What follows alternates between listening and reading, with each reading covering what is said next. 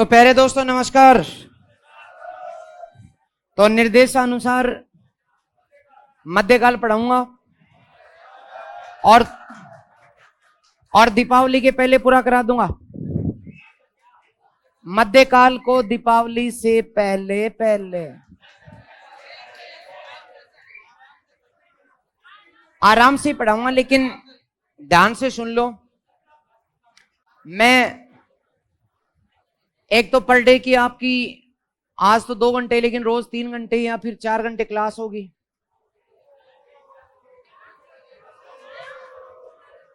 अरे रुको तो या तो 3 मिनिमम या 4। और अपना टारगेट है कि अपन मध्यकाल में मैं वही पढ़ाऊंगा, दुख की बात या दिक्कत की बात मैं पढ़ाऊंगा, वही टॉपिक जो परीक्षा में आते हैं। पढ़ाने के नाम पर मुझे नहीं पढ़ाना, आपके पोथे भरवाने में मेरी कोई रुचि नहीं है। वही पढ़ाऊंगा जो आपको परीक्षा में देखने को मिल सकता है, संभावित जो मैटर है वही। ठीक है। आधुनिक भारत में समस्या ये है कि बैच अलग करने पड़ेगा। कुछ बैचों का आधुनिक भारत हो चुका, इसलिए एक बात और भी है कि कड़ी से पढ़ेंगे प्राचीन के बाद मध्यकाल तो थोड़ा अच्छा लगेगा। तो हाँ बिल्कुल, हाँ जी, मॉडर्न ही पढ़ना है। अब वो बेटा उसके लिए 15 दिन वेट कीजिएगा आप।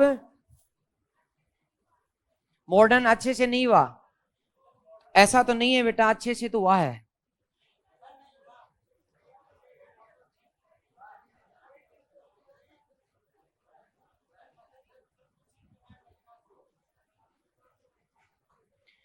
तो ये पर्ची का मतलब ही समझ में नहीं आया मुझे। सर जी PY क्यों नहीं दिया आपने? अच्छा क्वेश्चन, ओके। प्रवेश के क्वेश्चन जो है मैं जल्दी अवेलेबल करा दूंगा। नियर अबाउट अगले सोमवार को मैं वादा कर रहा हूं, सारे तो नहीं लेकिन मैं बनाऊंगा बैठ करके छांट करके, और आपको काफी सारे क्वेश्चंस जो प्रवेश ईयर में आए हुए हैं वो मैं आपको उपलब्ध करा सकूं। एक चरण में मैं काम नहीं कर पाया तो 2 चरणों में करूंगा। ठीक है। और रही बात मॉडर्न इंडिया की, तो देखो जी दौलत खान जी ने पढ़ाया, तो मैं तो ये उम्मीद करता हूं कि अच्छा ही पढ़ाया है। मैं अभी तो एक टीचर हूं, वो भी एक टीचर है। आलोचना मैं करना नहीं चाहता, लेकिन यदि मान लो किसी विद्यार्थी के मैटर समझ में कम आया है तो वो निरंतर बैठे रहे, फिर चुप्पी साध लें चुपचाप। ठीक है। और जिन विद्यार्थियों का हो गया तो अगले 15 दिन में मैं मॉडर्न भी रिवाइज करवा दूंगा। 1 महीने का मेरा टारगेट है कि 1 महीने में मैं आपकी हिस्ट्री पूरी करा दूं। ठीक है।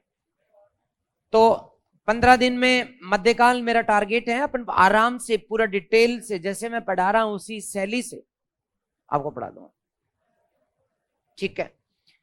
और अगले 15 से 20 दिन में मॉडर्न इंडिया भी हो जाएगा। जिन लोगों का हो गया वो बैठ के रिवाइज करें। देखो चाहे थानेदारी हो, चाहे SDM तहसीलदारी या फिर उप कलेक्टरी, आपको क्वेश्चन तो आएंगे हिस्ट्री में।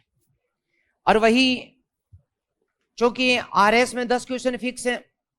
पिछली बार का आपका एक पेपर देखा था मैंने, 2-3 पेपर लगे थे, उसमें मॉडर्न इंडिया से 4 प्रश्न जो है वो थानेदारी में भी आए हुए हैं। आप में आपकी क्लास में से किसी विद्यार्थी ने दिखाया था 4 प्रश्न तो मॉडर्न इंडिया से अकेले थे तो मतलब थे। इसलिए आप लोग यदि उसको रिवाइज करते हो तो अच्छी बात है। और कहीं ना कोई मेरे लहजे और मेरी टोन से यदि आपको कुछ सीखने और याद करने का मौका मिलता है तो अच्छी बात है। वैसे मैं इतना जरूर बता दूं कि यहाँ जितने भी मेरे प्यारे साथी, विद्वान साथी, विदुषी महिलाएं, माता और बहनें,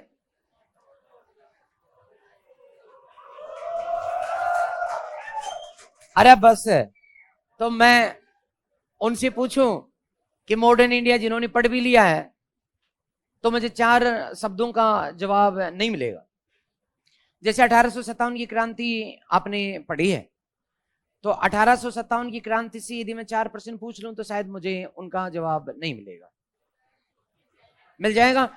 तो चलिए नंबर 1 बताइए, खान बहादुर खान मैं पूछ रहा हूं एवं बख्त खान ने कहां कहां विद्रोह का नेतृत्व किया था? इसने कहां से किया था? इसने कहां से किया था? ये वो प्रश्न पूछा है जो जीके में आया हुआ है। ईमानदारी से मैंने तुम्हें लटकानी और अपनी विद्वता साबित करने वाला प्रश्न नहीं पूछा है। अब जय सिया राम।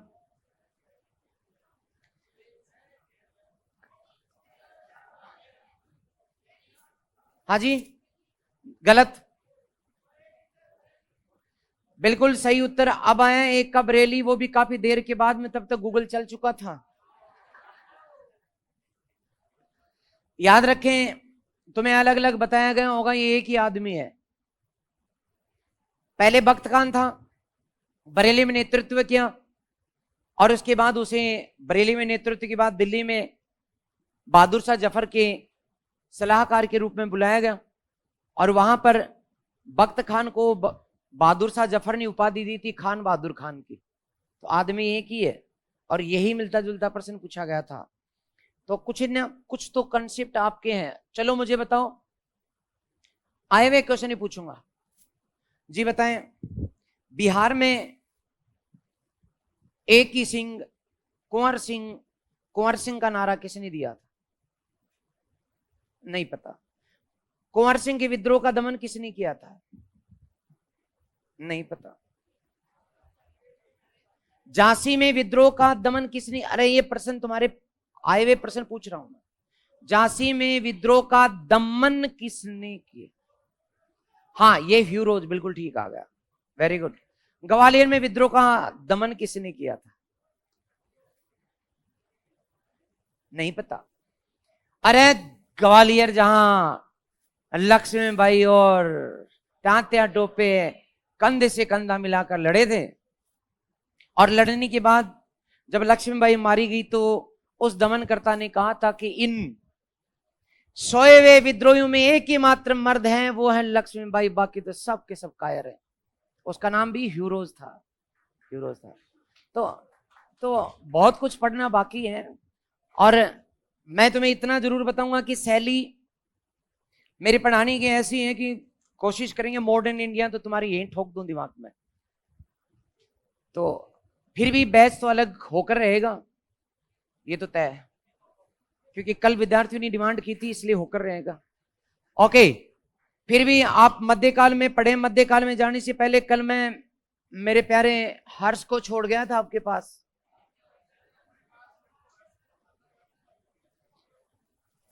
तो मैं हर्ष को फटाफट जो है वापस ले लेता हूं। हर्षवर्धन कल छोड़ के गया था। कहां था हर्ष बेटा? कहां था? तुम्हारी कॉपी में बैठा है, लाओ मुझे दो। ओके,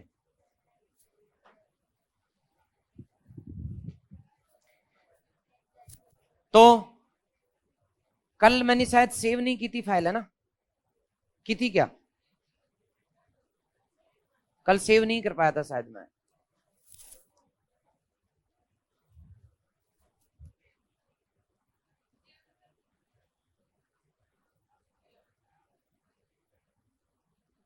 नहीं किया हुआ, कोई ना। तो इसमें मैं बता दूं कि हालत खराब थे, पिता मारे जा चुके थे, माता सती हो गई थी, भाई की हत्या कर दी गई, और जो बहन थी वो भी मृत्यु के लिए जा चुके थे। इसलिए हंसता खेलता एक परिवार बर्बाद होने पर टिका था। इसलिए हर्ष ने ऐसी स्थिति में राजा बनने के लिए निर्णय लिया। तो शासक कब बना था बताना? 606 बेटा लिख रखा है, उसको देखना नीचे, 606 से लेकर 647 तक, ठीक है। तो हर्ष भाई साहब ने शासक बनने के बाद में शपथ ली। कौन सी शपथ ली?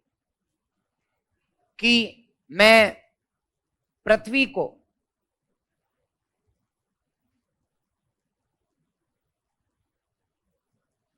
घोड़ों से रहित ना कर दूं, ना कर दूं, और भी बहुत कुछ। उन क्षत्रिय जो बेईमानी और धूर्तता से जीतना चाहते हैं, तो जलती आग में पतंगे की तरह समाप्त कर दूंगा। पतंगे का मतलब, पतंगा किसे कहते हैं? अरे कीट पतंगे नाम नहीं सुना? बारिश के समय, जो पंख लेकर के फड़फड़ाते हैं, थोड़ी देर के लिए पैदा होते हैं, लाइट की ओर भागते हैं और आग को देख करके छटपटाते हैं आग की तरफ जाने के लिए, और आग के पास आकर उसी में जल करके खत्म हो जाता है। तो जिन्हें तुम तीतरी बोलते हो, तो वही उसकी तरह मैं अपने आप को समाप्त कर दूंगा। तो फटाफट लिखना शुरू करें। हर्ष ने समय नहीं लगाना, पढ़ते जाना, पढ़ते जाना। हर्ष ने शपथ ली कि मैं पृथ्वी को गोड़ों से रहित ना कर दूं।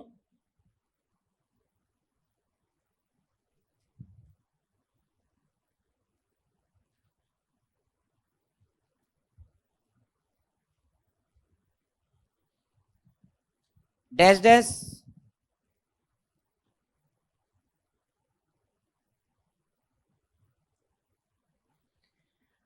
तो जलती आग में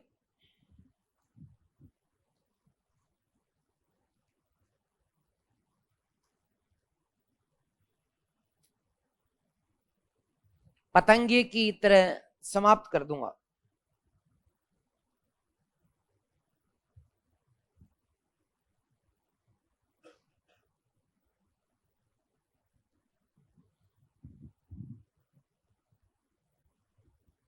ओके, मैंने ये भी बताया कि, या फिर डायरेक्ट विजय अभियान की हेडिंग डाल दें अपनी, तो हेडिंग डाल दो विजय अभियान।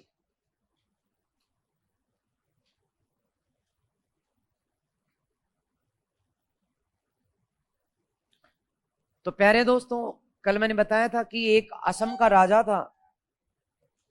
उस राजा ने हर्ष की मदद की थी, क्योंकि आप जानते हैं राजनीति में दुश्मन का दुश्मन। अरे वाह, वेरी गुड यार, ये तो कितना बढ़िया ज्ञान है आपको।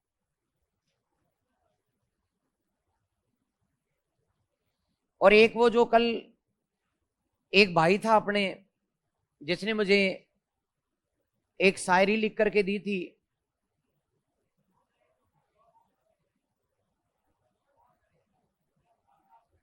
कौन था पता नहीं, लेकिन उसको मैं धन्यवाद देना चाहता हूं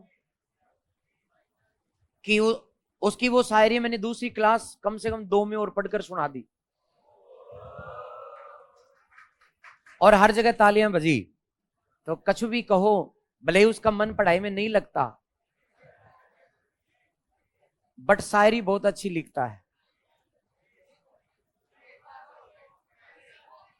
ओके, अरे ओके, तो वो जो भी है मुझे नहीं पता, उसका मन हालांकि पढ़ाई में नहीं लगता है, बट वो शायरी बहुत अच्छी करता है। ओके, अब यहां, अरे मुद्दे को खत्म करो। असम का नाम कामरूप। आपने प्राचीन कहानियों में सुना भी होगा दोस्तों कि ये कामरूप जो है, यहां जादूगरनियां रहा करती थी, और बंगाल का जादू, कामरूप का जादू उससे भी ऊपर था। आप लोगों ने आज तक बंगाल के जादू का नाम सुना है, काला जादू, लेकिन असम असली जादू की जगह थी। बताते हैं कि यहां की जादूगरनी इतनी उस्ताद हुआ करती थी कि मनुष्य को, विशेष करके मर्दों को, चिड़िया बना करके उड़ा दिया करती थी। सुना नाम? नहीं सुना? अच्छा, आपने बचपन में कांगरू नाम सुना होगा, कांगरू देश सुना है ना, कांगरू देश। वो वास्तव में कांगरू शब्द उल्टा हो गया, सही नाम क्या है? कामरूप। जिसे हमारे देहाती क्षेत्रों में कांगरू देश की कहानियां के रूप में बताते हैं।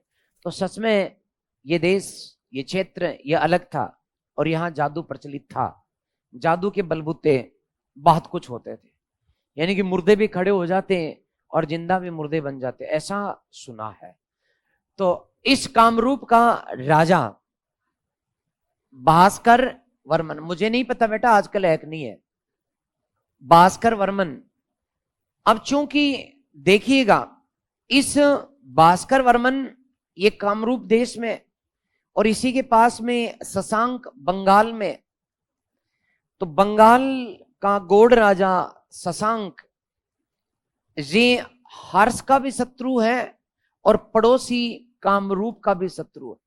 ये दोनों परेशान है, हर्ष भी परेशान था और भास्कर वर्मन भी परेशान था। किससे?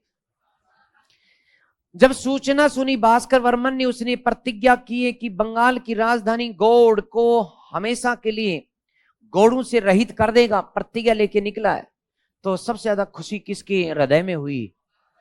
उसने कहा हे भगवान इतना भी अच्छा काम होगा क्या? उसने कहा तू पक्का ही करना और मैं भी तेरे साथ हूं। भास्कर वर्मन ने अपना दूत हंस बेग इसके पास में सेना के साथ भेजा, बहुमूल्य उपहार, सोना लो, चांदी लो, सब कुछ बहुमूल्य उपहार इनके साथ साथ हर्ष के पास भेजा कि तू चल, हम तेरे साथ हैं और तुझे हारने नहीं देंगे चाहे कुछ भी हो, और हम दोनों मिलकर मारेंगे उसको, तो तू इधर से मैं इधर से, कोई चारा नहीं है। और यही हुआ, साथ दिया इसने।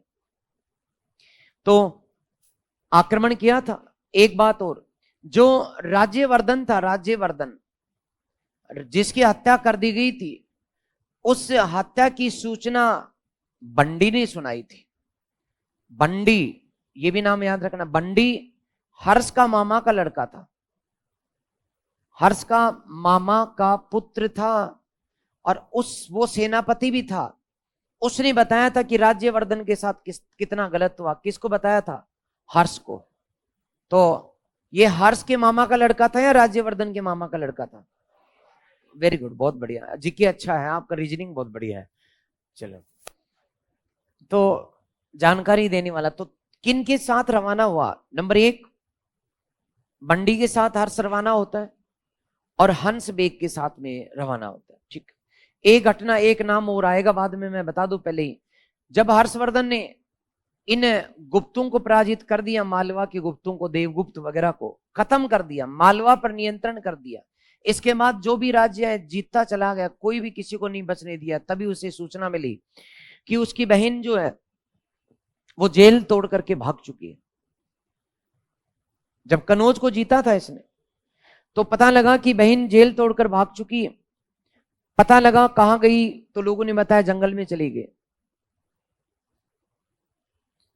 कहीं। और यह भी सुना कि उसने अपने दासियों से कहा कि वो अपना जीवन समाप्त करेगी। तब हर्ष और भंडी हंसवेग ने उसे ढूंढने का प्रयास किया। इसमें उसे सूचना देने वाला कौन था? एक बौद्ध भिक्षु जिसका नाम था दिवाकर मित्र। तो दिवाकर मित्र ने,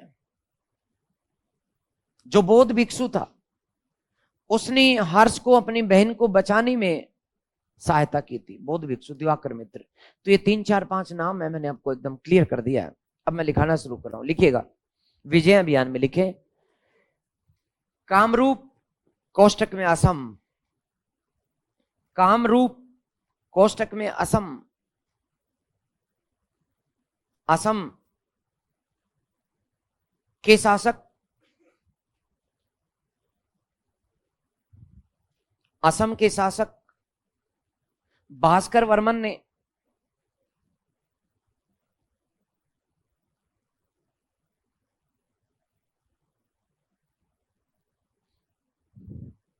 हर्ष की सहायता के लिए, हर्ष की सहायता के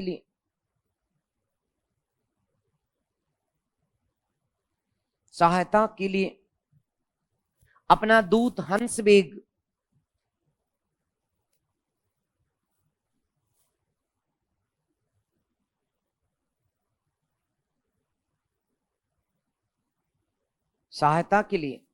सेना और बहुमूल्य उपहारों के साथ हंसवेग हर्ष की सहायता के लिए अपना, अच्छा अपना दूत, यहां तक लिख दिया ना। अच्छा दोबारा सुनो तो, बेटा तूने लिखा कुछ या तू भी अटक गई? तू भी अटक गई, तू दिखा रहा है बावड़े। देखो बच्चों मैंने लिखा है कामरूप कोष्टक में असम के शासक भास्कर वर्मन ने हर्ष की सहायता के लिए अपना दूत हंसवेग सेना और अपना दूत हंसवेग, देखो ये हंस रहा है यहां पे, हंसवेग सेना और बहुमूल्य उपहारों के साथ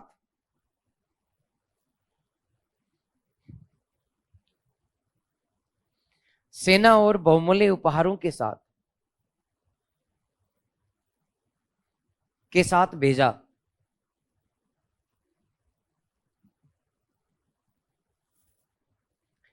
हर्षनी कनौज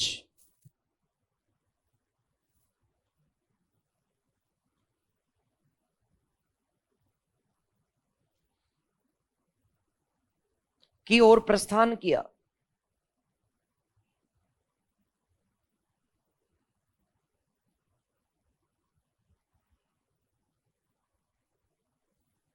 किया राज्यवर्धन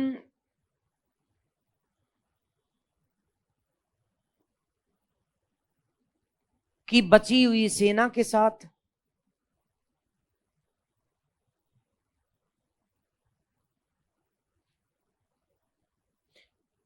राज्यवर्धन की बची हुई सेना के साथ भंडी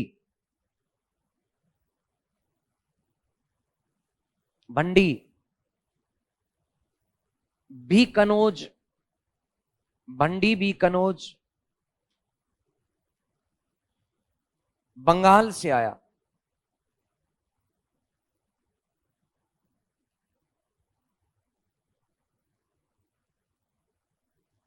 समझ गए ना बात भाई? यहां गया हुआ था ना राज्यवर्धन बंगाल में, ब्याह कराने के चक्कर में मार दिया उसे, तो उसकी बची कुची सेना लेकर के और बंडी जो था वो कनौज पहुंचा, हर्षवर्धन भी कनौज पहुंचा, तो दोनों की सेना मिल गई।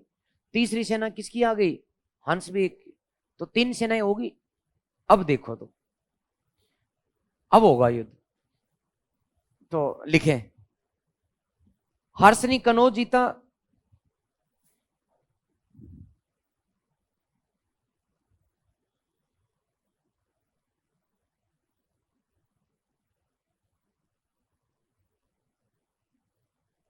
कनौज जीता।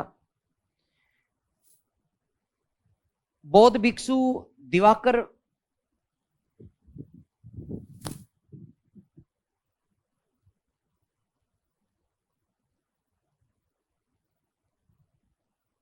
बौद्ध भिक्षु दिवाकर मित्र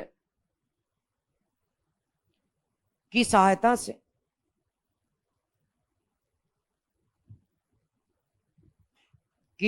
से अपनी बहन राजेश्री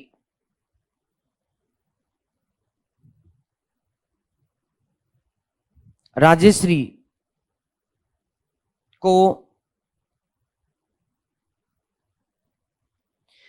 विंध्यन या विंध्याचल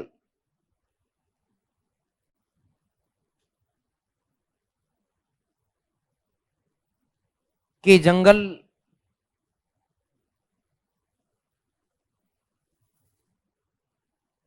में जलने से बचाया।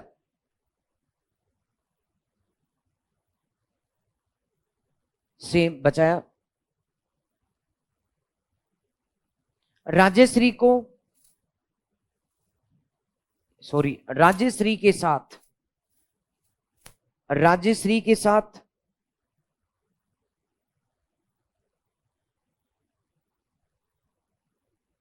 कनौज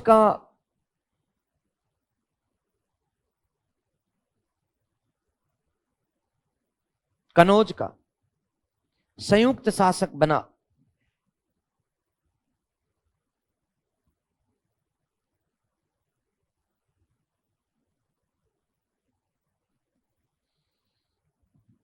हर्षनी मालवा,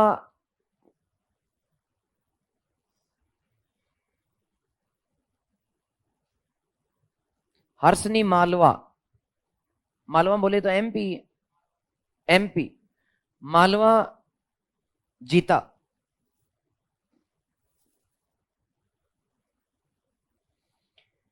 हवेनसांग के अनुसार, वेनसांग के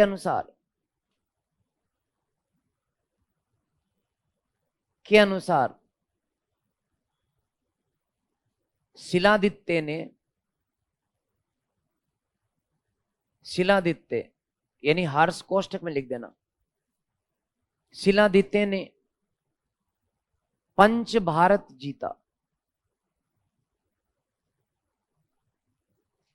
जिसमें पंजाब,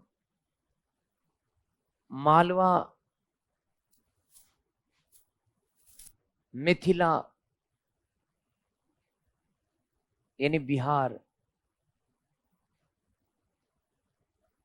गोड़ अर्थात बंगाल की विजय की।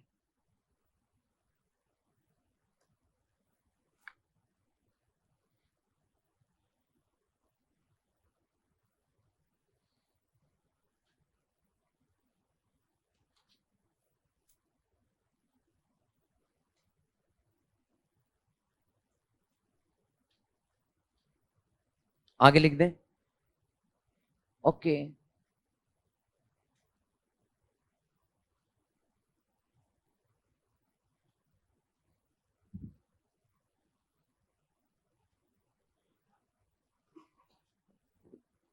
तो ये जीत लिया साहब, हर सबको जीतेगा।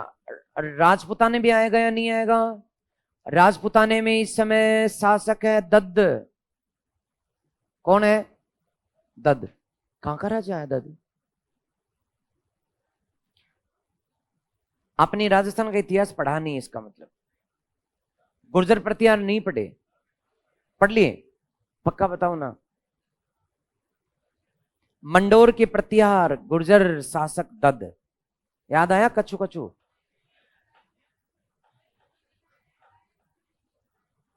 अच्छा ओके, कोई बात नहीं। तो ये मंडोर का शासक था दोस्तों। तो राजपुताने का मतलब इस समय कहां का शासक था? मंडोर का। और सिंध, हाँ जी, कल वाली शायरी, अभी शायरी का वक्त नहीं है, घमासान युद्ध चल रहा है, तेरे को शायरी बार रही है। हर चीज का एक वक्त होता है। आने दो, एक बार इसकी जीत पूरी हो जाने दो, फिर इसके बाद तुम्हें शायरी भी सुनाऊंगा, और मौका मिला तो एक शायरा भी सुना दूंगा।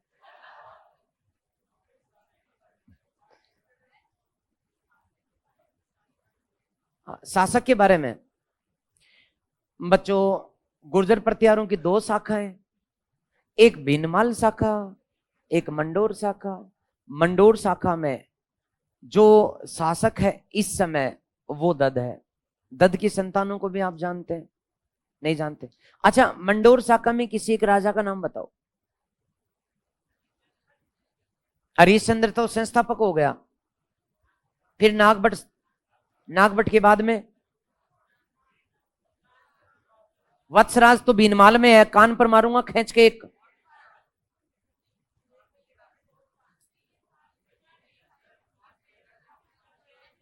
ओके, कोई बात नहीं है, आपको इतना ही सिलेबस में होगा उतना बता दिया, मुझे नहीं पता। लेकिन आप एक काम करना, आज जो है मेरे चैनल पर एक क्लास देख लेना,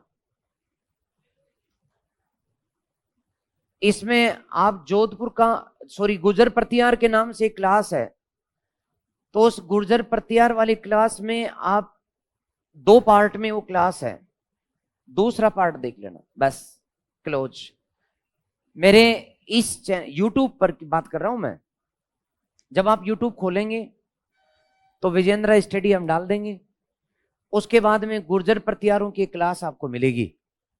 उस क्लास में मैंने पूरा डिटेल दे रखा है, मंडोर शाखा की पूरी सीक्वेंस वाइज दे रखे हैं। तो वहां आप देखेंगे तो सारे के सारे शासक आ जाएंगे। मैं ऐप में ये मैटर ज्यादा नहीं है बेटा, ये मैंने फ्री ऑफ कॉस्ट यूट्यूब पे पढ़ा रखा है, क्योंकि जब भी मुझे मौका मिलता है मैं कमाने के बजाय सेवा में विश्वास रखता हूं। इसलिए जो भी मेरा मैटर आएगा वो यूट्यूब पर ज्यादा है। अब मैं करंट अफेयर्स की भी कुछ क्लासेस शुरू करूंगा, लेकिन वो यूट्यूब पर ही। बस आप लोग जब भी मैं शुरू करूंगा तो आपको सूचना दे दूंगा, आप जुड़ जाना यार प्लीज। हाँ ठीक, ठीक है। और फिर मेरे को बताना सर मैं वो मैसेज में। ठीक, ओके, ठीक है। अभी मैं कुछ बात बता रहा था तो, अरे मैंने तो मिटा दिया यार, उसको बताओ। हाँ आ गए, ओके। तो लिखेंगे हर्ष ने मंडोर की प्रतिहार शासक, मंडोर की प्रतिहार शासक, हर्ष ने मंडोर के प्रतिहार शासक दद को पराजित किया। दद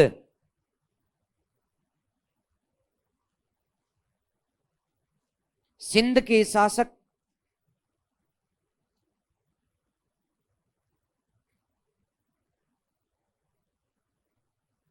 सिंध के शासक सिंधुराज को हराया।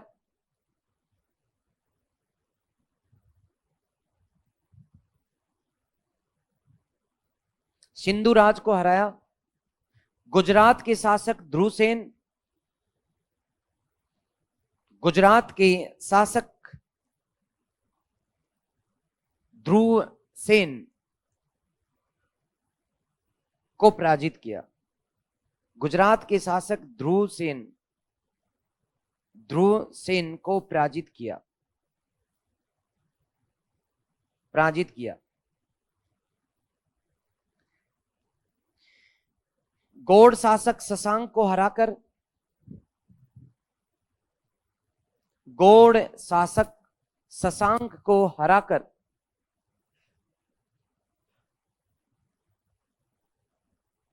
हराकर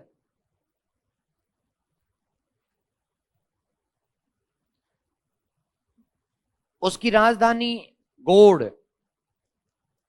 उसकी राजधानी गौड़, कोष्टक में पुंड्र भी लिख देना, गौड़ पुंड्र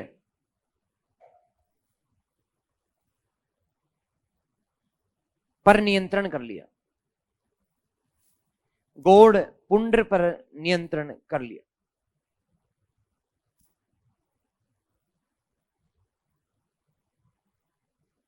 ठीक है, ये तो थी उसकी जीत। बट हार भी तो गया ना एक जगह। कहां हारा बताओ? पुलकेशियन द्वितीय से। किस अभिलेख में उल्लेख? एहोल अभिलेख में। बस लास्ट लाइन लिख दो। हर्ष ने उत्तरी भारत को जीत लिया था, परंतु देखोगे बेटा, हर्ष ने उत्तरी भारत को जीत लिया था, परंतु परंतु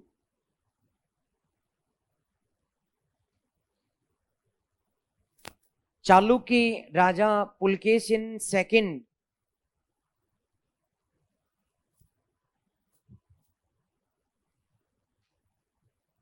पुलकेशिन सेकंड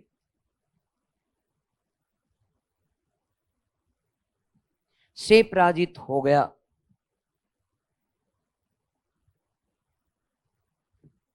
पराजित हो गया। इसकी सूचना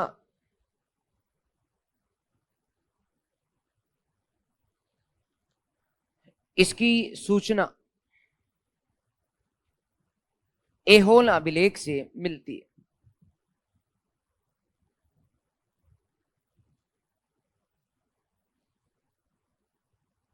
से मिलती है।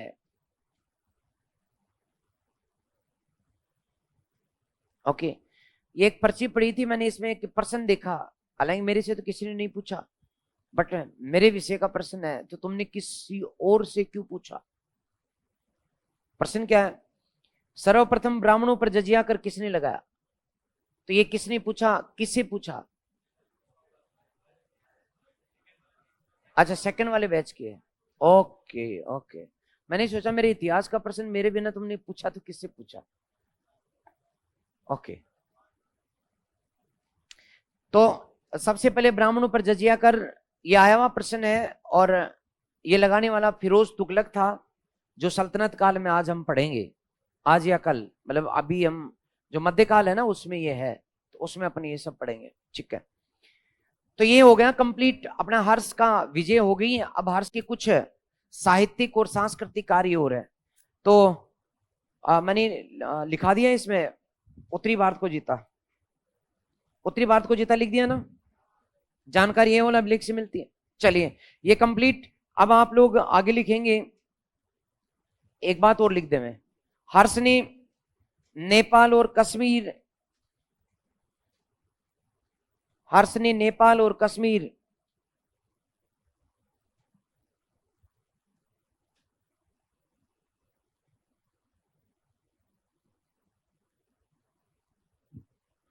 की विजय की,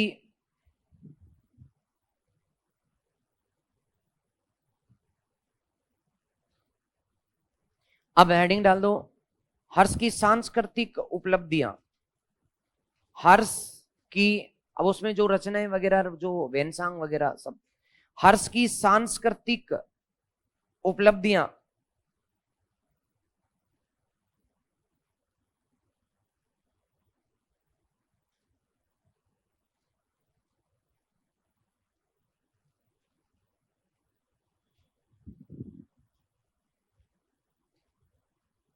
सांस्कृतिक उपलब्धियां।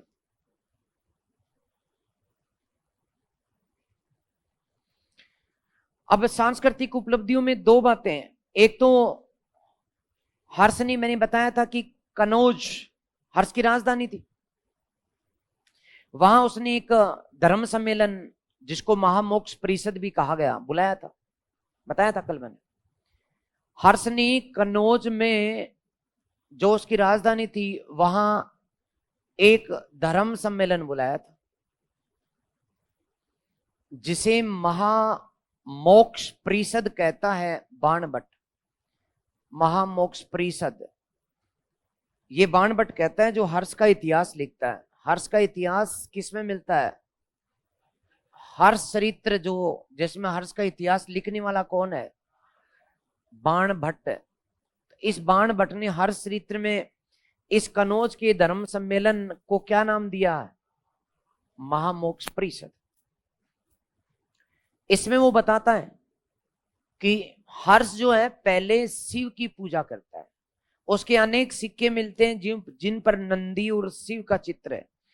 हर्ष के अनेक सोने के सिक्के मिलते हैं जिन पर शिव का और नंदी का चित्र है। इसका मतलब पहले हर्ष शिव को मानता था, बट बाद में उसने बौद्ध धर्म ग्रहण कर लिया। तो हर्ष जो है वो प्रारंभ में किस धर्म को मानता है? शैव धर्म, शैव धर्म। बाद में उसने कौन सा धर्म ग्रहण कर लिया?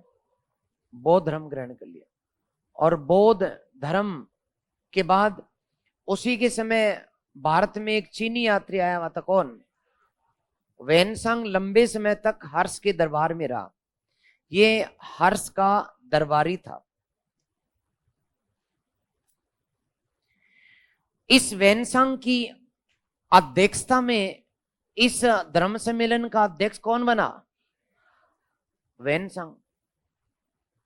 और इसमें अनेक ब्राह्मण और अनेक विष्णु धर्म के, शैव धर्म के लोग आए, जैन धर्म के लोग आए, और हर्ष के साथ में इस सम्मेलन में भाग लिया और चर्चा की।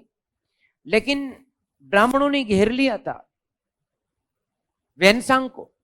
वेनसांग बौद्ध धर्म का प्रमुख वक्ता था, लेकिन पास में हर्ष भी बैठा था। जब उसे लगा कि इस बेचारे चीनी को चिंगचांग बोलते बोलते घेर लिया है, तो हर्ष ने अपनी तलवार बाहर निकाल ली। आप जानते हो हर्ष के पास सेना तो थी, जिसने पूरे उत्तरी भारत को रोन दिया, नेपाल तक। उसकी सेना का मुकाबला ब्राह्मण करेंगे क्या? हर्ष ने अपनी तलवार निकालकर और ब्राह्मणों को बताया कि कोई और प्रश्न शेष है क्या? नहीं, नहीं है, बिल्कुल नहीं है। तो आज की सभा में विजय कौन हुआ? वैनसांग। कौन सा धर्म श्रेष्ठ है? बौद्ध धर्म। बस फैसला हो गया। और सबसे श्रेष्ठ धर्म कौन सा? बौद्ध धर्म। तो ये हुआ था इसमें। तो मैं लिखवा दूं? चलिए ले है। तो सांस्कृतिक उपलब्धियों में नंबर 1 लिखेंगे 643 ईस्वी में हर्ष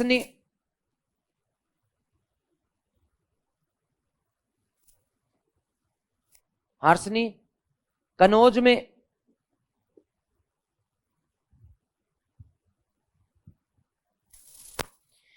643 ईस्वी में हर्ष ने कनौज में 643 ईस्वी में हर्ष ने कनौज में धर्म सम्मेलन या महामोक्ष परिषद का आयोजन किया। धर्म सम्मेलन या महामोक्ष परिषद का आयोजन किया।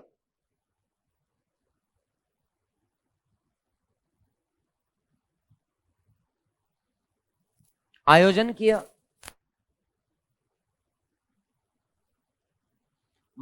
देखो धर्म सम्मेलन बोर्ड पे लिखा हुआ कोष्टक में महामोक्ष परिषद का आयोजन किया। वैनसांग इसके सभापति बनाए गए।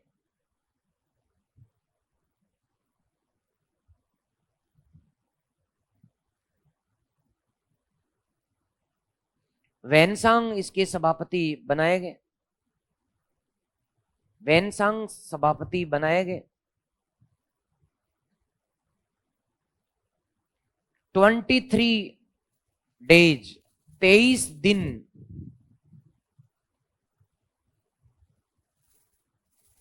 चलने वाले सम्मेलन में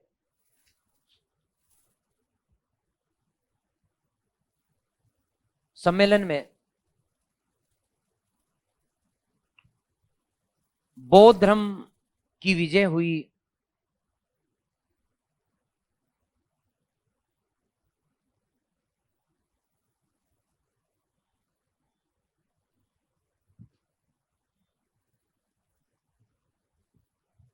ओके। अब दोस्तों एक लास्ट 2 3 4 बातें महत्वपूर्ण। मैंने आपको ये भी बताया था कि हर 5 साल से, कितनी साल से? 5 वर्ष वो गंगा यमुना के मिलन पर आता था हर्ष, यानी जिसे इलाहाबाद कहते हैं, आजकल प्रयाग कहते हैं। प्रयाग ही ठीक है। तो प्रयाग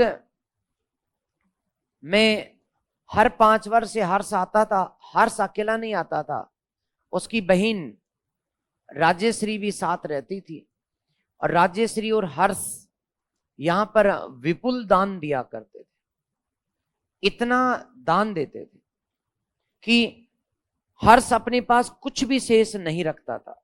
बताते हैं कि हर्ष को जितनी भी इनकम होती थी उसको 4 भागों में बांटता था। एक कर्मचारियों का वेतन देने के लिए, एक सरकार संचालन करने के लिए, और तीसरा दान देने के लिए, और चौथा राज्य का विकास, सड़कों का, मार्गों का, कुओं का, तालाबों का विकास करने के लिए। इस प्रकार से वो दान देने में बहुत विश्वास करता था। इसलिए हर्ष की तुलना दानवीर कर्ण से भी की गई। ठीक है। तो ये कहां होती थी? प्रयाग में। तो नीचे दूसरा बिंदु, हर्ष प्रति 5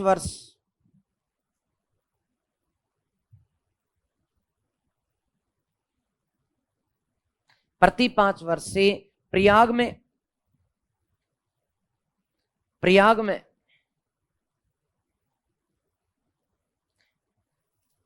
दान देने की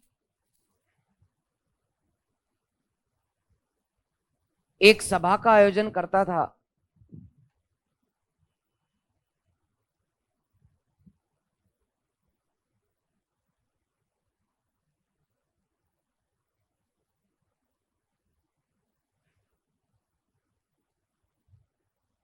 जिसमें राजेश्री के साथ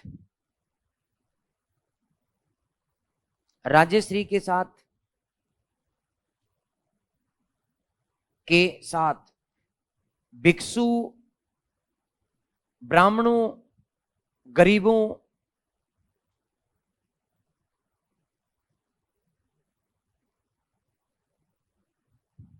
को 2.5 महीने तक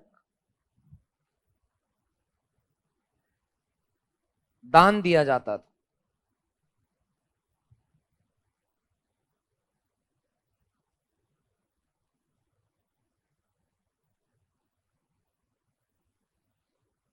दान दिया जाता था।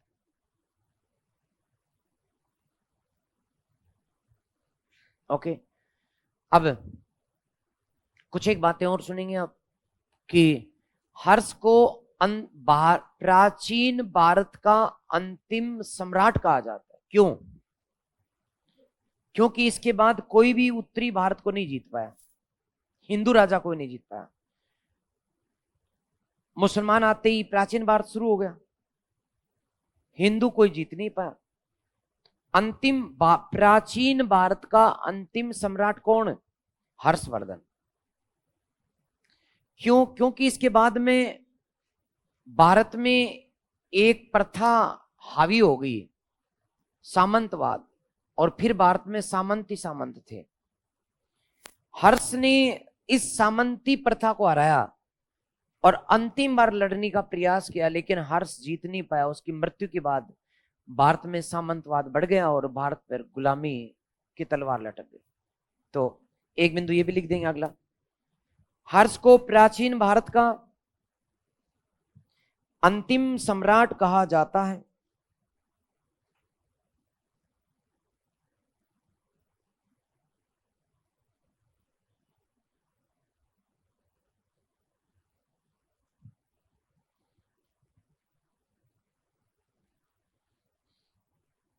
हर्ष को प्राचीन भारत का अंतिम सम्राट कहा जाता है क्योंकि हर्ष ने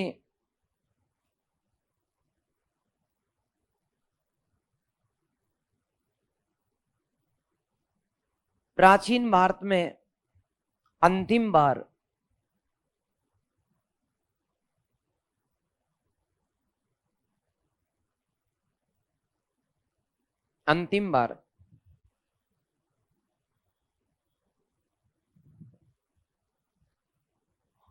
प्राचीन भारत में क्या लिखा आपने? अंतिम बार उत्तरी भारत का एकीकरण किया, उत्तरी भारत का एकीकरण किया।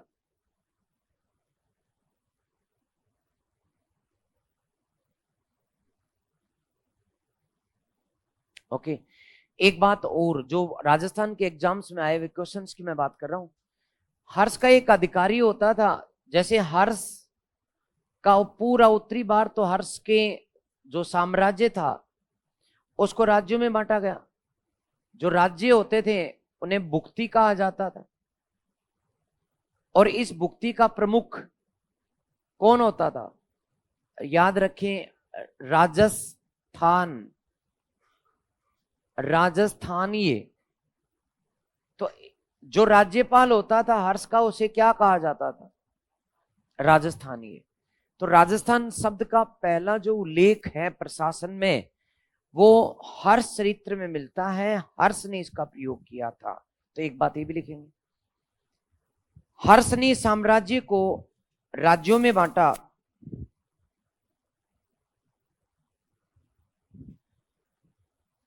हर्ष ने साम्राज्य को राज्यों में बांटा जिन्हें भुक्ति कहा जाता था, भुक्ति कहा जाता था। भुक्ति लिखा हुआ है बेटा कोष्टक में, ये भुक्त लिखा हुआ था, तुम भुक्ति कर दो। नहीं, भुक्ति तो है, भुक्ति कहा जाता था। हर्ष ने साम्राज्य को राज्यों में बांटा जिन्हें भुक्ति कहा जाता था, यानी राज्यों को क्या कहते थे? भुक्ति कहा जाता था। इन भुक्तियों का राज्यपाल, इन भुक्तियों का राज्यपाल राज्यपाल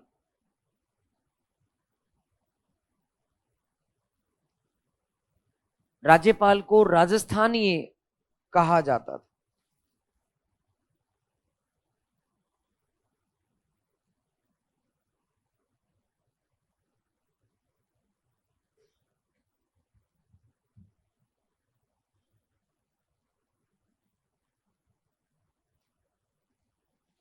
ओके, अब साहित्य की हेडिंग डाल दो बस, आखिरी बिंदु, आखिरी हेडिंग, साहित्य।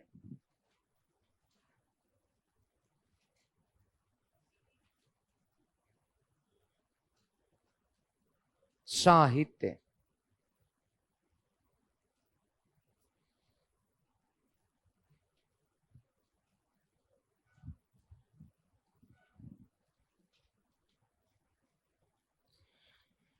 तो दोस्तों देखिएगा,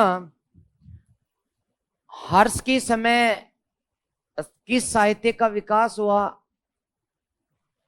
संस्कृत साहित्य को संरक्षण दिया गया,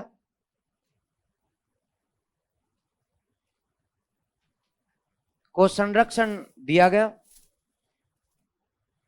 हर्ष की दरबार में, हर्ष के दरबार में कौन कौन थे? बाणभट्ट, दिवाकर मित्र, वैनसांग, मातंग। उतार लो फिर, एक काम करो साथ साथ, ये तंग जो है ना, मातंग आएगा, तंग पर आएगा। मातंग एवं मयूर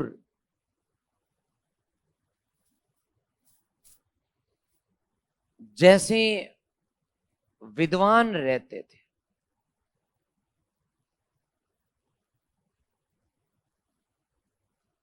विद्वान रहते थे, उतार लो साथ साथ। और क्या, तो बाणभट्ट अकेला ही नहीं है, बहुत सारे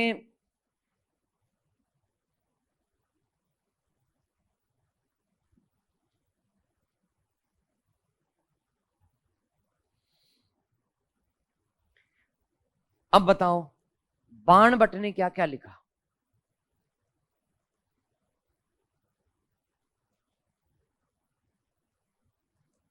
बाणभट्ट की रचना नंबर 1 कौन सी?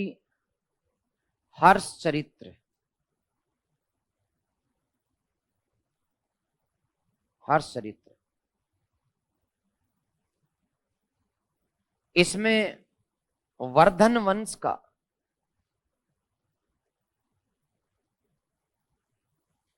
संपूर्ण इतिहास लिखा गया।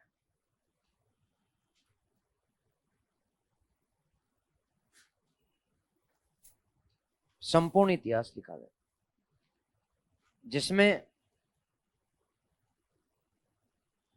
हर्ष का इतिहास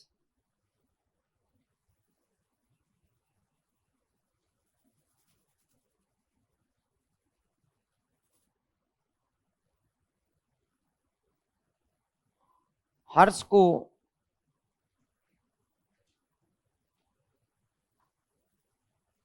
लिख नहीं पा रहा, हर्ष का इतिहास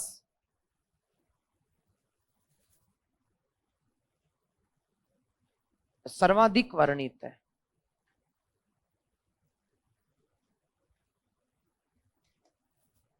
दूसरी रचना बताओ, कादंबरी।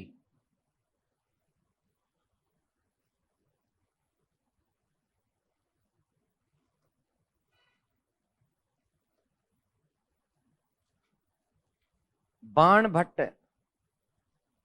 ने लेखन प्रारंभ किया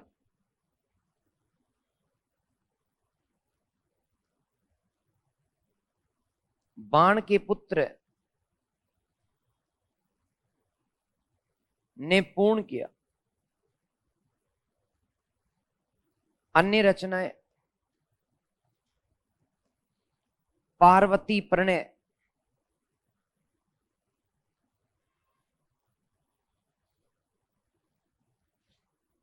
चंडी शतक,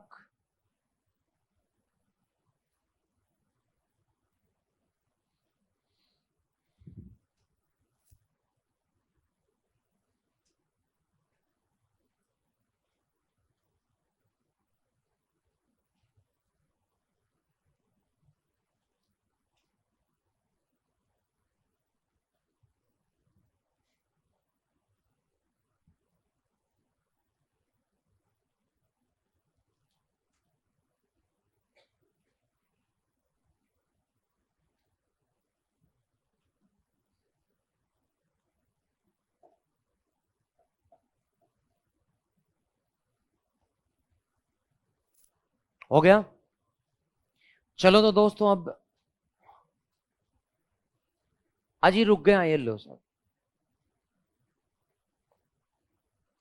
और बताओ तो।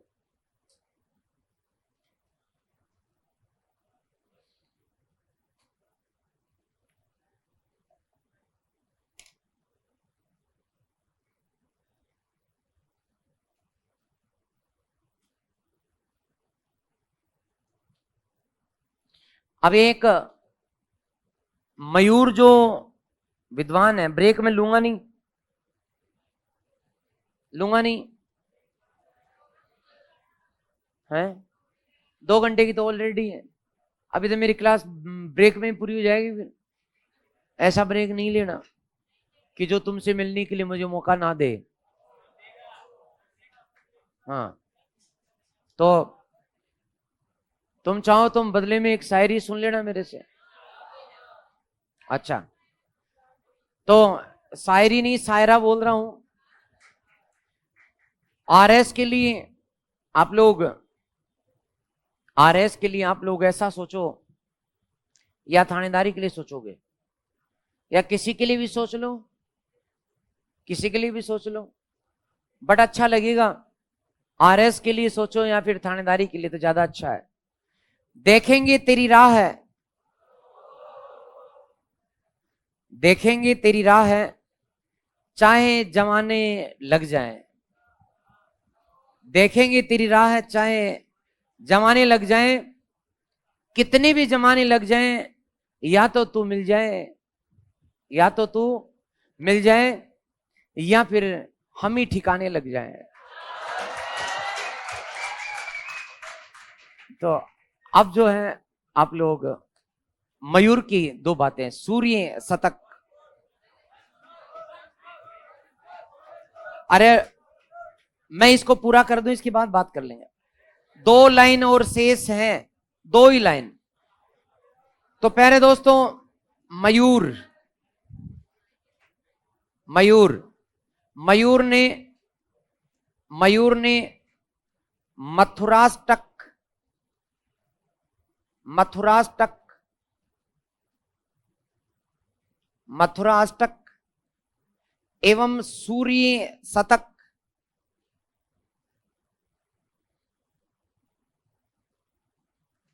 संस्कृत रचनाएं लिखी।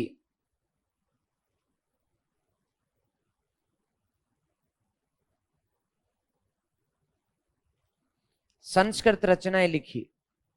मयूर ने मथुराष्टक, सूर्य शतक जैसी संस्कृत रचनाएं लिखी।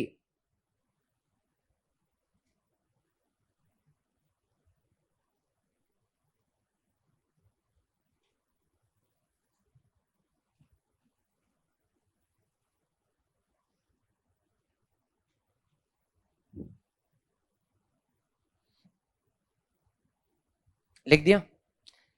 तो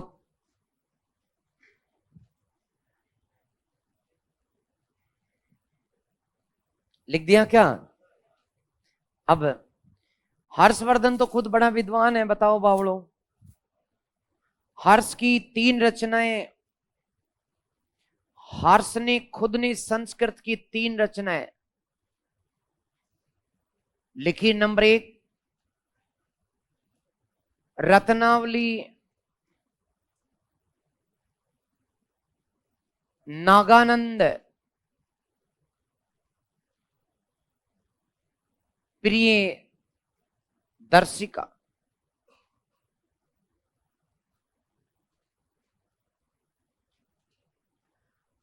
वैनसंग की बता दो तो मान जाऊंगा। अरे वाह,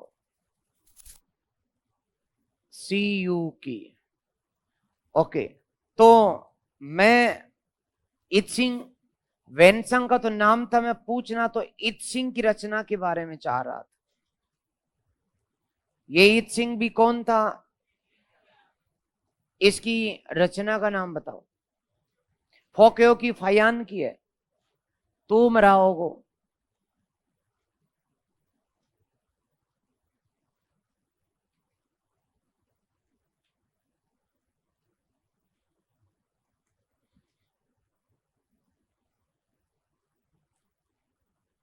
बता दे तो तू होशियार लग गया, या तो तू कह दे कि मैं होशियार को ना, या रचना बता, बता ना, तू बता दे होशियार को ना। चल ठीक है, मैं बता दूं तेरी तरफ से। A a record of Buddhist religion किसकी रचना है? इत्सिंग की। A record of Buddhist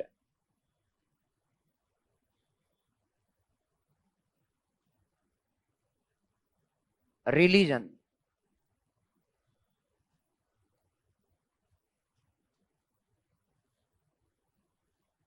A record of Buddhist religion.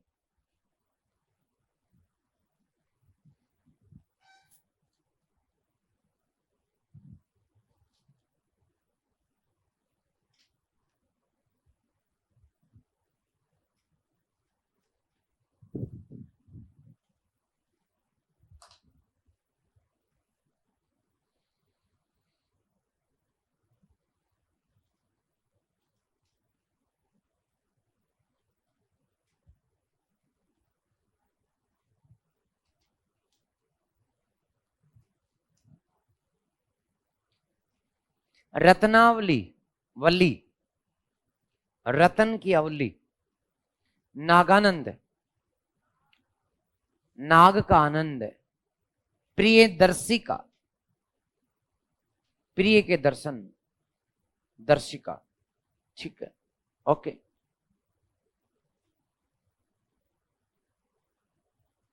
मैंने तीनों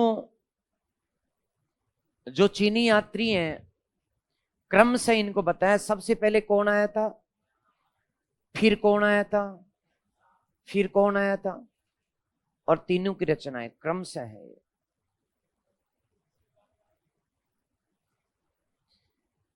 इत्सिंग राजपूत काल में आया है, हर्ष काल में आया है, गुप्त काल में आया है। ये तो मेरा पढ़ा है आपको, चंद्रगुप्त सेकंड के समय जिसने लिखा था लोग घरों में ताले नहीं लगाते थे, लिखाया था ना, भूल गए होंगे अब तक तो। इतने दिन थोड़े ना याद रखा जाता। हाँ, चांडाल गांव में आते थे, लकड़ी पीट के ढोल बजा के आते थे। बजाया ढोल कभी? हाँ, नहीं। ओके, तो इसी के साथ प्राचीन भारत समाप्त।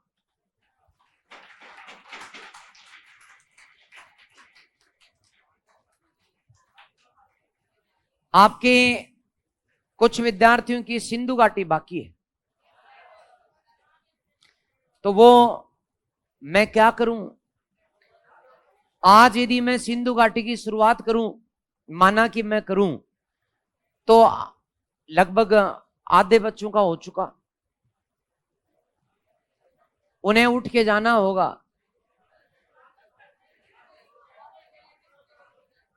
अरे कितने स्टूडेंट का सिंधु घाटी हुआ है, हाथ खड़े करो तो। बहुत है यार। नहीं नहीं, वो कंप्लीट तो नहीं है, मैं मानता हूं, मैं ये भी जानता हूं, लेकिन उनका अधिकांश हो गया, 95% हो चुका है। तो वो, और ये भी आपको पता है कि मुझे सिंधु घाटी पढ़ाने में करीब 5 दिन लग गए थे, तो मैं 5 दिन तक उन्हें बोर करूं, ये सही नहीं है, नहीं पढ़ेंगे। इसलिए मैं संडे को बुला करके या कभी भी मौका जान करके और चौका मारूंगा। ठीक है, संडे को नहीं तो कोई और दिन से। ओके, अभी तो प्यारों आप जो है 2 पेज को यहां छोड़ दो और मध्यकाल की हेडिंग डाल दो।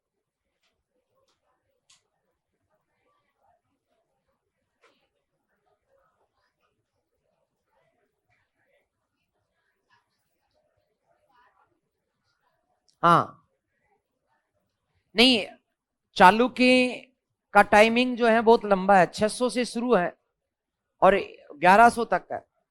ये बीच में आ गए। हाँ, बीच में, वो दक्षिण में है, वो उत्तर में है। तुम यहां पढ़ रहे हो, वो वहां पढ़ रहे हैं, साथ साथ। बीच बीच में चलता रहेगा। तो किसी न पढ़ने वाले विद्यार्थी ने, जिसका मन शायरी में ज्यादा लगता है, उसने अपनी भावनाएं भेजी हैं, क्योंकि उसका मन पढ़ने में तो लगता नहीं है, इसलिए भावनाएं भेजी हैं कि मिलावट है तेरे इश्क में। छोड़ो, सीटी ना बजाओ। कि मिलावट है तेरे इश्क में, इत्र की कभी शराब की मिलावट नजर आती है, क्योंकि कभी इत्र की कभी शराब की मिलावट नजर आती है, क्योंकि कभी तो मुझे बहुत अच्छा लगता है, मैं महक जाता हूं, और कभी कभी बेवफाई देख करके बहक जाता हूं। खैर खैर, कई चोट खाए हैं, समझ गए। अब मध्यकाल की ओर बढ़ो।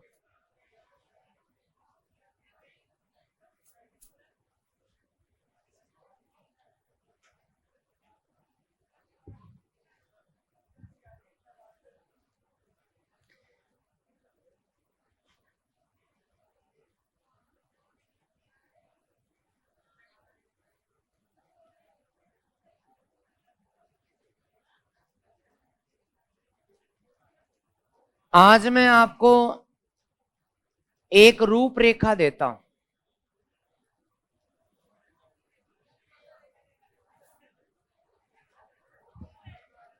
मध्यकालीन भारत की शुरुआत कब से होती है, कौन बताएगा?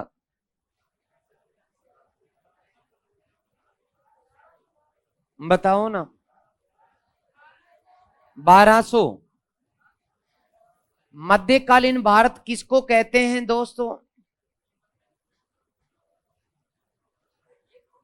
मुस्लिम शासकों का जो काल है वही मध्यकाल है।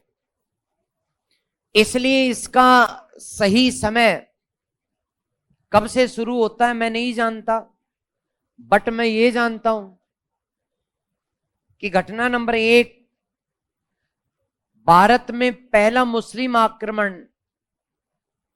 तथ्य नंबर 1, भारत में या भारत पर प्रथम मुस्लिम आक्रमण कब हुआ बताओ?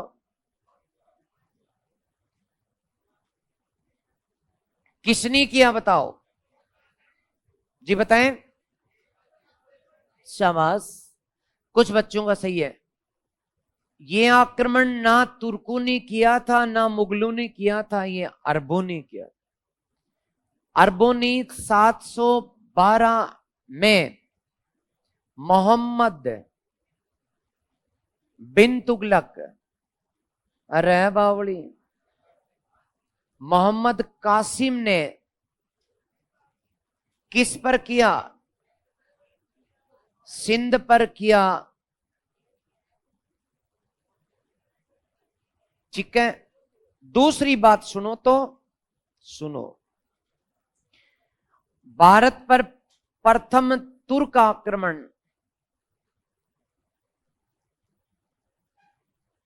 आक्रमण 1000 ईस्वी से लेकर 1026 ईस्वी तक महमूद गजनवी ने 17 बार भारत को जीता।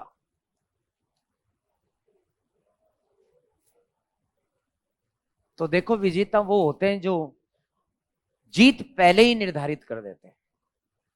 और याद रखें, दुनिया बदल जाती है, पृथ्वी भी बदल जाती है, बदल जाता है सारा ब्रह्मांड, बस बदलने वाला होना चाहिए। वीर वीर भोग्या वसुंधरा, ये पृथ्वी उन्हीं की है जो वीर होते हैं, जो इतिहास बदल देते हैं। लाख बुराइयां हैं महमूद गजनवी में, बहुत मारा भारतीयों को, लेकिन भारतीय थे ही ऐसे, मरने वाले थे, मरने के लायक ही पैदा होते हैं। ये बात मैं कल पढ़ा रहा था सिख धर्म को, गुरु गोविंद सिंह को। गुरु गोविंद सिंह एक अकेला व्यक्ति जो औरंगजेब के खिलाफ लड़ा, उसकी धार्मिक नीतियों की आलोचना की, क्योंकि औरंगजेब ने कहा था मुसलमान या मौत, दो में से एक चुन लो। तो भारतीयों ने बहुत सारी संख्या में मुसलमान धर्म कन्वर्ट कर लिया। आज ये जो पाकिस्तान में है, कौन है ये जाट हैं। पाकिस्तान के 97% लोग जाट कौम के हैं, और वो लगाते हैं। जैसे अभी सेना प्रमुख मलिक अहमद कया जी, वो चौधरी लगाता है, चौधरी मलिक अहमद कया जी। वहां के पूनिया, वहां के जाखड़, वो राजपुताने, यानी राजस्थान के जाट और वो जाटों में फर्क क्या था? औरंगजेब ने वहां अत्याचार किए, धर्म परिवर्तन करा दिया, और यहां रेगिस्तान में वो जा नहीं पाया। तो लोग झुक गए, सामना नहीं कर पाए। गुरु गोविंद सिंह ने सामना करने की कोशिश की। पहाड़ी राजाओं ने उसका शुरू में साथ देना स्वीकार किया, लेकिन साथ छोड़ दिया, क्योंकि औरंगजेब ने उन्हें धमकी दी कि या तो तुम मुसलमान बन जाओ वरना बर्बाद कर दूंगा। उन्होंने कहा नहीं, जब बन जाते हैं। यहां भारत की तबीयत ही ऐसी है। कैसी है कि यहां सामना करने के बजाय झुकना मंजूर है। लोग धर्म के लिए, लोग जीवन के लिए, लोग विश्वास के लिए अपना जीवन नहीं लगाते, उसका वो मिशन के रूप में नहीं लेते। यही कारण है कि एक आक्रमणकारी, नाम था तैमूर लंग, भारत आया। उसने पंजाब को जीता, दिल्ली को जीता, हरियाणा को जीता, यहां तक कि राजस्थान के बटनेर को भी जीता। और जीतने के बाद 1 लाख लोगों यानी हिंदुओं को उसने सिर काटा, मीनार बनाई, और करीब 2 लाख महिलाओं और स्त्रियों को, लड़कियों को लेकर के वो यहां से रवाना हुआ, जिनके सिरों पर भारत से लूटा गया, दिल्ली को लूटा गया, हर नगर को लूटा गया सामान था। प्रत्येक उसकी जो सेना थी, वो खुद लिखता है तैमूर लंग कि मेरी सेना में 1.5 लाख सैनिक हैं, और हर सैनिक के पास कम से कम 50 और ज्यादा से ज्यादा 100 महिलाएं भारत की हैं, जिनको लेकर के उन्होंने अपना सामान लाद करके उन्हें इस कदर पीटते हुए जा रहे थे जैसे तो कोई रेवड़ में भेड़ बकरियों को पीछे से पीट पीट करके आगे बढ़ाता। उन्हीं का लूटा हुआ सामान, भारतीयों का सामान, भारतीयों के घर, उनके मर्दों को मारकर, उनके पिताओं को मारकर, उन्हीं के सिर पर अपना सामान लोड कर, और उन्हें ठोकते पीटते मारते, यहां तक कि 3-3 दिन तक भोजन नहीं देते। तो भारतीयों की दुर्गति हुई, कौन जिम्मेदार? खुद भारतीय जिम्मेदार है। यह हमारी व्यवस्था जिम्मेदार है। हमारा कहीं ना कहीं हमारी जो धार्मिक स्थिति है, जिसमें कर्मकांड और पाखंड ज्यादा है, समानता नहीं है, ऊंच नीच की भावना है, ऊंचे वर्ग सोचते हैं नीचे वालों को लूट ले, ये भावना इसके लिए जिम्मेदार है। समानता कभी हो नहीं पाई। यहां किसी को किसी से मतलब नहीं था, इसलिए ऐसा हुआ कि इसने 17 बार भारत को जीता। जबकि ये जहां से आया था उन लोगों की जनसंख्या ही मात्र 11 लाख थी उस समय अफगानिस्तान की। भारत की जनसंख्या करीब 15 करोड़। 11 लाख लोगों के देश ने 15 करोड़ लोगों के देश को किस कदर हराया, देखो। तो ये इतिहास है भारत का।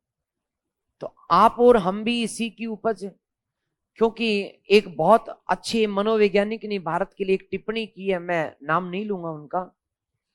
उन्होंने कहा कि आज हमारी खून में जो नस्ल में जो हमारी जेनेटिक कोड भरा हुआ है, ये हजारों साल की गुलामी के बाद विकसित हुआ है। यानी हमारे मनोभाव में कायरता सिर से पैर तक दिन भर बहती रहती है। हम टकराना नहीं चाहते, हम बस जैसे तैसे जुगाड़ करना चाहते हैं, जुगाड़। हे भगवान, मेरा आरएस में सिलेक्शन हो जाए, मेरा थानेदार में सिलेक्शन हो जाए।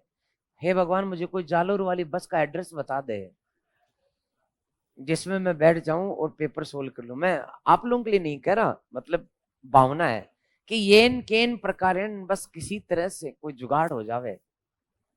लड़ना ही नहीं चाहते, हम कोशिश नहीं करना चाहते, उसका परिणाम एक साधारण सा व्यक्ति जो है वो जीत जाता है। ये देखिएगा।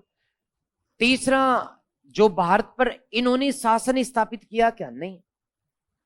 तो भारत में जो मोहम्मद गोरी है, मोहम्मद गोरी ने 1192 में तराइन के सेकंड युद्ध में चौहान या पृथ्वीराज चौहानों को जीतकर को हराकर भारत में शासन या मुस्लिम शासन प्रारंभ किया। तो चूंकि मध्यकाल की शुरुआत कब से होगी? मुस्लिम शासन से। तो मुस्लिम शासन कब प्रारंभ हुआ? 1192 से। इसलिए भारत में मध्यकाल की शुरुआत 1192 से लेकर के 1757 तक होती। 1757 जब प्लासी के युद्ध में ईसाइयों ने भारत में सत्ता प्राप्त कर ली, मुसलमान सत्ता समाप्त हो गई, तो प्राचीन भारत यानी हिंदू शासन, मध्यकालीन भारत यानी मुसलमान शासन, और आधुनिक भारत यानी कि ईसाई शासन 1947 तक, ये हमारा काल विभाजन है इतिहास का। तो इस मध्यकाल को दो भागों में बांटते हैं। मध्यकाल को दो भागों में बांटा जाता है। मध्यकाल कब से कब तक दोस्तों? 1192 से 1757 तक। इसको दो भागों में हम बांटेंगे। एक भाग है सल्तनत काल। सल्तनत काल जिसका समय कब से कब तक? 1192 से लेकर 1526 तक, पानीपत के प्रथम युद्ध तक। तो तराइन दूसरे से पानीपत प्रथम तक। और दूसरा काल है मुगल काल। जब बाबर भारत में तुर्कों को हराकर कब्जा कर लेता है, अर्थात 1526 से लेकर 1757 तक का काल कौन सा काल? मुगल काल। तो ये मध्यकाल है दोस्तों। तो मैं सोचता हूं कि आप भी इसको ऐसे ही उतारें जिसे खाका बने मध्यकाल के लिए। याद रखें, मैं आपको अनावश्यक नहीं पढ़ाऊंगा, लेकिन आवश्यक जो चीजें हैं वो बहुत बढ़िया तरीके से डायग्राम के साथ। मध्यकाल अधिक व्यवस्थित है, रुचिकर है और अधिक पढ़ने योग्य और सरल है। प्राचीन भारत जहां उलझा हुआ था, ये एकदम सुलझा हुआ है, सीधा है, सरल है, एकदम स्पष्ट है।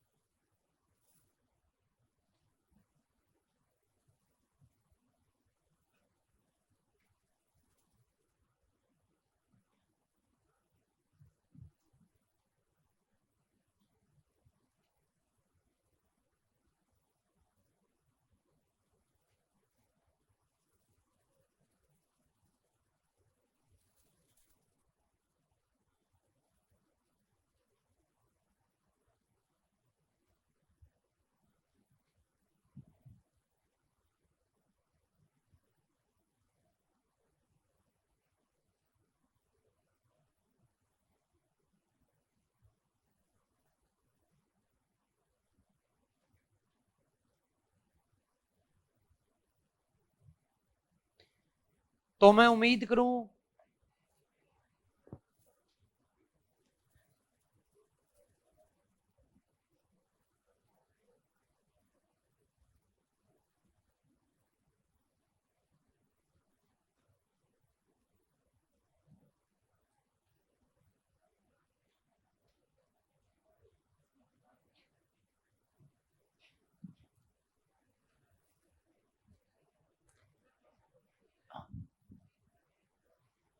तो मैं उम्मीद करता हूं।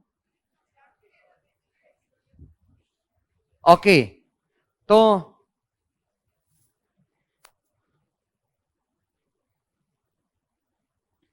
अच्छा सर, जाटों ने मुस्लिम धर्म ग्रहण किया, इसका क्या तथ्य है? अरे भाई, वहां रहते बापड़े वही थे। अब तुम बताओ, पश्चिमी राजस्थान में बहुसंख्यक जाट ही हैं, और वही राजस्थान की पश्चिमी सीमा और पाकिस्तान की पूर्वी सीमा तो एक है। और बात ये नहीं कि संघर्ष नहीं किया, किया, बट कितना किया ये भी सुन लो। ये जो मोहम्मद गोरी था ना, इसको राजपूत राजाओं ने एक ने भी पराजित नहीं किया, एक तरह से सब हारते चले गए। लेकिन सिंध में एक जगह थट्टा, वहां थट्टा के जो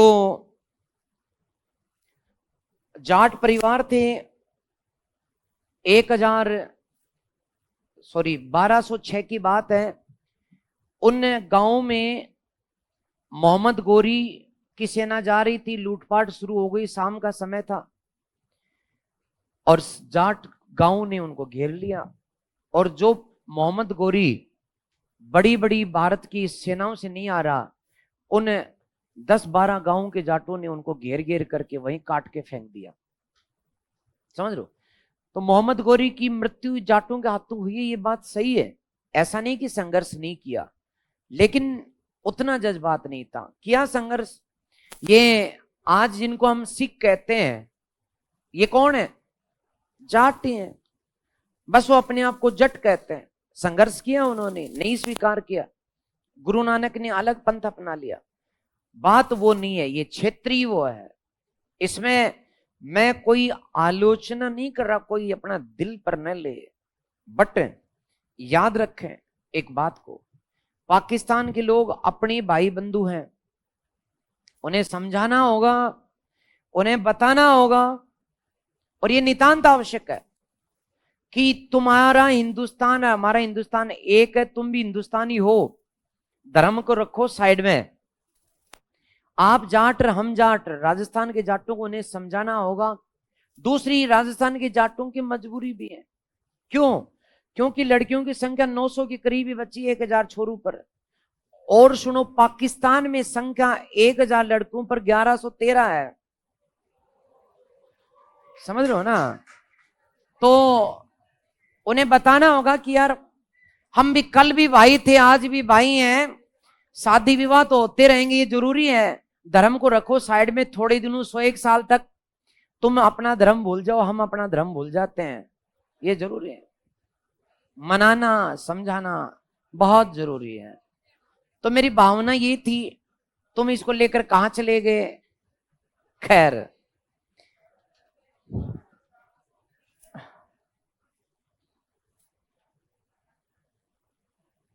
तो समझौता मैं तो करवाना चाहता हूं, लेकिन तू करे जब ना, ये बहुत जरूरी है।